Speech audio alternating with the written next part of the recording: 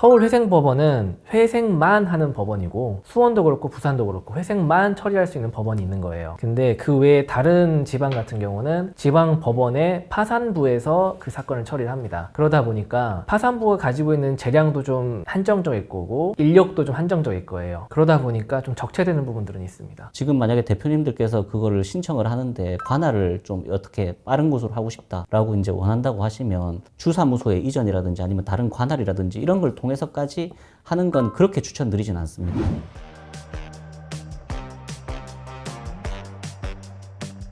네, 안녕하세요. 안녕하세요.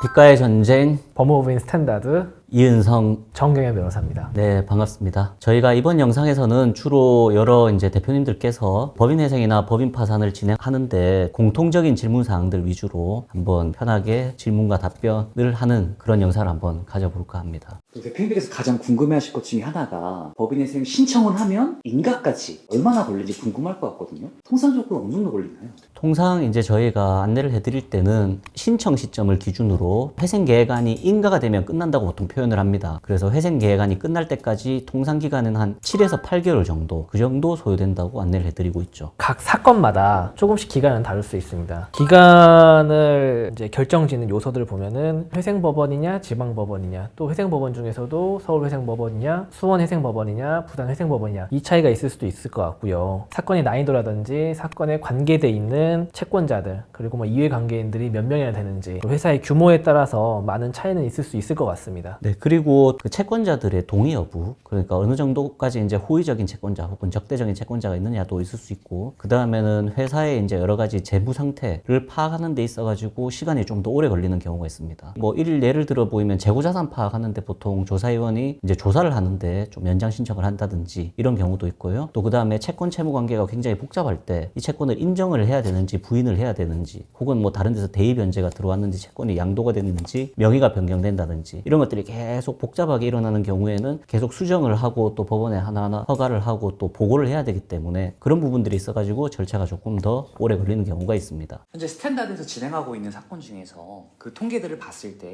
좀 특별히 오래 걸리는 뭔가 업종이나 그런 사업 영역이 따로 좀 있을까요? 업종별로는 아무래도 그 채권자들이 좀 많다거나 아니면 매출처가 국가기관인 것보다는 일반 사인 간의 거래가 많은 이런 회사들이 조금 더 회생 절차가 오래 걸리는 것 같습니다. 이 회생 절차가 사실 저희가 개시 결정이 나오면은 법원에서 향후 인가 때까지 회생 절차 계획서를 줍니다. 언제부터 언제까지 채권자 목록 제출하고 언제부터 언제까지 뭐 시부인표 작성하고 회생 계획안 제출하고 이런 이제 계획표를 딱 주는데 이 계획표대로 되는 경우는 사실 거의 없어요. 계획표대로만 되면은 뭐 4개월 만에 끝날 수도 있거든요. 근데 거의 없고, 그리고 가장 기간을 많이 잡아먹는 게 뭐냐, 이 채권자들의 동의를 받는 절차입니다. 회생계획안이 인가가 되려면은 채권자들의 이제 동의 요건을 충족을 해야 되는데 채권자들의 동의를 받기 위해서 많은 시간을 저희가 이제 소모하고 있거든요. 그러다 보니 그 사건마다 상황마다 걸리는 기간이 다를 수 있습니다. 이런 경우도 있었죠. 그 채무액은 크긴 한데 채권자 수가 적은 경우, 예를 들어서 금융기관에서 한 번에 40억 대출이 있었다든지 60억 대출이 있었다든지 이런 경우에는 총 채무액이 한 200억 가까이 된다고 하더라도 그 금융기관 채권자 수는 대략 5군데 미만, 이런 회사들 같은 경우에는 아무래도 조금 더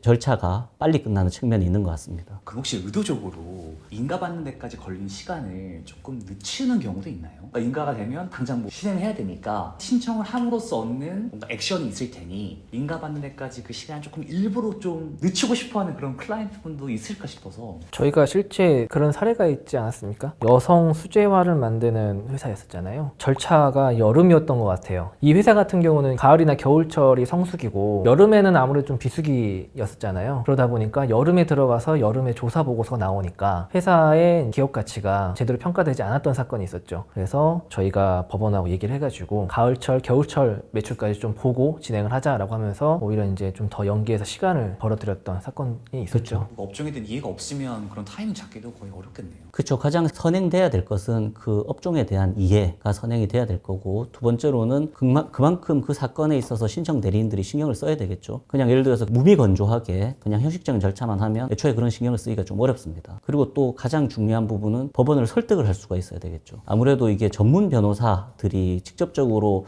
법원과 소통을 하면서 설득을 하다 보면 그게 일반적인 사무장이라든지 아니면 실무진이 소통하는 거랑 완전 다르거든요. 그리고 변호사가 한다는 건 단지 그 변호사의 자격증만 가지고 있는 게 아니고 법적인 지식과 그다음 경험 그리고 또 사회에서 보는 믿음, 신뢰 이런 것들이 있기 때문에 법원에서 더욱더 좀 유연하게 절차 진행을 해주는 측면이 있습니다. 절차 진행 관련해가지고 약간 업종마다 좀 차이는 있어요. 대부분의 대표님들은 이제 절차를 빨리 끝내는 걸 원하세요. 근데 예외적으로 이런 경우 있어요. 구조조정이 아직 덜 된 경우. 지금 절차를 빨리 들어가가지고 조사위원회 조사 보고서 받아보고 회생 계획안까지 딱 나왔을 때 자금 수지가 안 나오는 경우가 있습니다. 근데 이 회사가 조금만 한 두어 달, 세 달 정도만 시간을 끌면은 자금 수지가 잘 나오는 경우, 예상되는 경우가 있거든요. 그런 경우에는 저희가 약간의 시간을 좀 끌어들이긴 합니다. 개인회생 파산 같은 경우에는 특정 이제 지방 법원이 조금 악명이 높다 이런 얘기가 좀 있어서 서울회생법원을 좀 선호한다 뭐 이런 얘기가 좀 있는데 어때요? 법인회생 파산 같은 경우에도 좀 그런 게 좀 있을까요? 없을 수는 없어요. 왜 그러냐면은 일부러 안 해준다 이런 건 아니에요. 법원 내부의 인력이라든지 사건 수 이런 걸 좀 봐야 되거든요. 서울회생법원은 회생만 하는 법원이고 수원도 그렇고 부산도 그렇고 회생만 처리할 수 있는 법원이 있는 거예요. 근데 그 외에 다른 지방 같은 경우는 지방 법원의 파산부에서 그 사건을 처리를 합니다. 그러다 보니까 파산부가 가지고 있는 재량도 좀 한정적일 거고 인력도 좀 한정적일 거예요. 그런데 사건 수가 지방이라고 해가지고 적진 않거든요. 그러다 보니까 좀 적체되는 부분들은 있습니다. 그래서 이런 부분들이 지금도 지역별 편차가 발생한 건 분명한데 그런 지역별 편차는 사실 법원의 그런 어떤 완전한 기책이라기보다는 전문 인력에 대한 확충 이런 것들이 필요할 것 같아요. 다만 지금 만약에 대표님들께서 그거를 신청을 하는데 관할을 좀 어떻게 빠른 곳으로 하고 싶다라고 이제 원한다고 하시면 주사무소의 이전이라든지 아니면 다른 관할이라든지 이런 걸 통해서까지 하는 건 그렇게 추천드리진 않습니다. 이 절차 진행하는 데 있어 가지고 법원의 차이가 나는 이유는 저는 가장 중요한 건 아직까지 이 법인 회생, 법인 파산, 이 도산에 있어 가지고 신청 대리인의 영향이 가장 중요하다고 생각을 하거든요. 쉽게 이야기하면 법원 쪽에서는 약간 아직 실무적 지식도 부족하고 전문 인력이 부족하면 그거를 신청 대리인이 충분히 다 보완을 해줄 수가 있습니다. 즉 법원이 일하기 편하도록 해줄 수가 있는 거죠. 법원의 차이라기보다는 대리인의 차이가 더 많지 않나 좀 냉정하게 그렇게 보고 있습니다. 사업 소재지가 서울이 아니라 지방이다. 나는 뭐 서울에서 하고 싶다. 이게 가능하냐? 이렇게 좀 문의신 분도 계신데 그러면 스탠드에서 좀 그런 거는 가급적이면 지양하는 입장이신 건가요? 물론 그 관할을 이제 쪽 전체적으로 다 보고 나서 그 관할이 만약에 전문 인력이 확충돼 있는 법원 쪽이라고 하면 그러면 당연히 그쪽으로 하는 게 낫겠죠. 그 사업지를 굳이 옮기면서까지 하는 거는 그렇게 추천드리진 않습니다. 무엇보다 또 이제 이런 부분이 있죠. 과거에 이제 이것도 하나 사례인데 모 법원이었는데 그쪽에 이제 사업장을 이전을 해가지고 신청을 했더니 아니 왜 자꾸 우리 법원에만 자꾸 신청을 하냐. 분명히 그 이전 전에는 저쪽 다른 지방법인데 왜 이쪽으로 오냐. 이렇게 이야기를 해가지고 제가 그냥 좀 농담 삼아서 당연히 워낙 성실하고 전문성 있고 빠르게 해주시고 하니까 이쪽으로 신청인들이 몰리는 건 어쩔 수 없지 않겠습니까 했지만 법원이 좋아하지 않는다는 거. 일이 많아지니까. 그래서 그 부분까지 생각을 하면 좀 전략적으로 선택할 필요는 있을 것 같아요. 간단하게 이제 법인 회생 절차에서의 관할 법원을 지정하는 방식에 대해 좀 설명을 좀 드릴게요. 일단 원칙은 주된 사무소를 관할하는 지방 법원에서 하는 게 원칙입니다. 근데 이제 예외적으로 사무소가 서울에 하나 있고 광주에 하나 있고 이런 경우 있어요. 서울에 하나, 부산에 하나 이런 경우가 있는데 그런 경우는 원칙은 주된 사무소지만 예외적으로 계속적으로 근무하고 있는 사무소, 주된 사무소는 부산으로 형식적으로 돼 있는데 실제로는 다 서울에 있다. 그러면 서울에 신청할 수도 있고 그렇게 보시면 되겠죠. 그리고 이제 두 번째로 채무자의 재산이 있는 곳, 채무자의 재산이 있는 곳에 관할하는 지방법원에 신청할 수 있습니다. 그리고 또 이 채무자의 보증 채무, 뭐 주채무 이런 게 있어요. 예를 들어서 이제 회사가 채무를 지고 있는데 이 채무에 대해서 보증인이 있다. 이 보증인과 채무자의 지역이 달라요. 그러면은 두 군데 중에서 한 군데 관할 법원으로 같이 접수할 수가 있습니다. 법원마다 보면 지역적인 성향이 있습니다. 예를 들면은 지방에 있는 기업들이기 때문에 그 기업들에 대해서 회색을 시켜준다거나 이런 거에 있어서 좀 더 호의적이고 좀 더 채무자 내지는 신청인에게 호의적인 법원들이 있고요. 그래서 이제 여러 가지 변수들을 다 고려해야 돼서 천편일률적으로 어떤 법원이 빠르니까 어떤 법원으로 모여야 된다. 이런 거는 조금 아닌 것 같습니다. 법원의 시각에서 또 신청인의 시각에서도